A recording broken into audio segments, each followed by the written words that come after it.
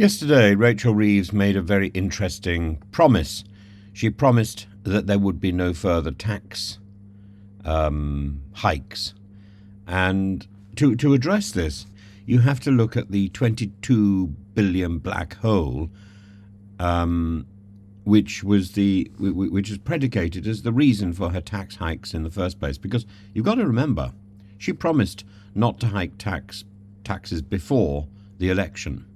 Once the election took place, she claimed there was this 22 billion black hole which had been left behind, and this justifies all her money grab. So I think her claim not to be raising any more taxes is, as Mary Poppins says, an apple pie promise. And apple pie, pleasant, easy to make, but just as easily discarded. Apple pie crust, easily made, easily broken. And Reeves' assurance that there will be no future tax hikes after the 40 billion increase in the budget, as I say, predicated on the 22 billion pound black hole that she is alleged to have inherited from the Conservatives. It's a promise that is stable only as long as there's no further facts emerging. So Reeves' assertion about the black hole is based on a Treasury audit in which Labour found a £22 billion black hole in unaccounted spending pressures. The breakdown of the pressures: £9.4 billion on public sector pay awards, exceeding the Conservatives' 2% assumption, £6.4 billion on asylum-related overspends, £8.6 billion on normal reserve claims, whose specifics remain very confused. Anyone could conjure up that figure. Additional costs for railways, £2.9 billion, health, £1.5 billion, Ukraine support, £1.7 billion. And there's criticism from experts like Paul Johnson, who acknowledges genuine pressure from the IFS, but highlights that Labour cannot claim ignorance of the fiscal challenges. The OBR's Richard Hughes confirmed that £9.5 billion of hidden spending pressures did not validate the £22 billion figure. The Conservatives have been accused by the Labour Party of creative accounting to defer challenges, and Labour's framing of the fiscal gap as inevitable when it partly resulted from Labour's own decisions about public sector pay increases, for example, has to be taken into account. And Labour commits £22 billion to carbon capture while invoking exactly the same amount as evidence of financial worries. And critics like Julian Jessop, for example, highlight this inconsistency in simultaneously decrying a crisis while pursuing ambitious, untested policies.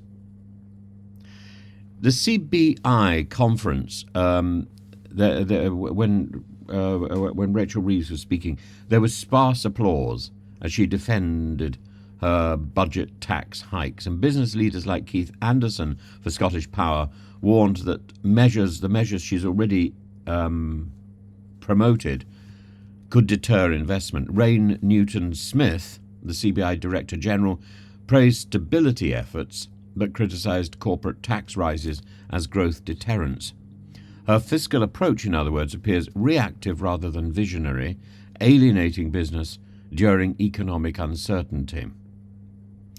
Her gamble, her claims of no alternative to tax hikes, resonates poorly with businesses facing rising costs, and her promise of no further tax increases strains credibility rather than reassures. It strains credibility given the past reversal, given her promise not to raise taxes before the election, and then, events have changed, and there's a lot of promotion, and this particular mantra about 22 billion is repeated again and again. Now, Jeremy Hunt accused Reeves of concocting the black hole to justify Labour's tax rises. That may be so, but that's not a good enough argument. And he didn't take the time to explain this 22 billion black hole is a fantasy. He should have taken that time. He should have articulated that issue. Kemi Badenoch should have done it. Neither of them have. Why are we surprised? Jeremy Hunt always came across, in my mind, as lazy, and Badenoch is incompetent. So there is nobody in the Conservative ranks to challenge this figure. And anyway, the mantra is now so well established it's going to be almost impossible to pull it back.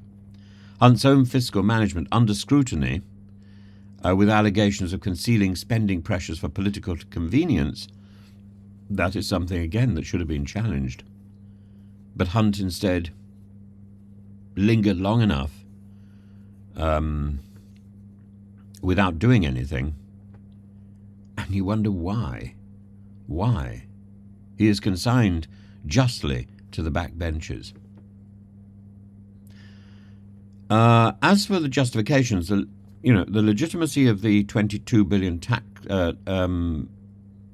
black hole, there's a lack of clarity on reserve claims, particularly with the 8.6 billion, which I think that alone should undermine trust in what Labour is claiming.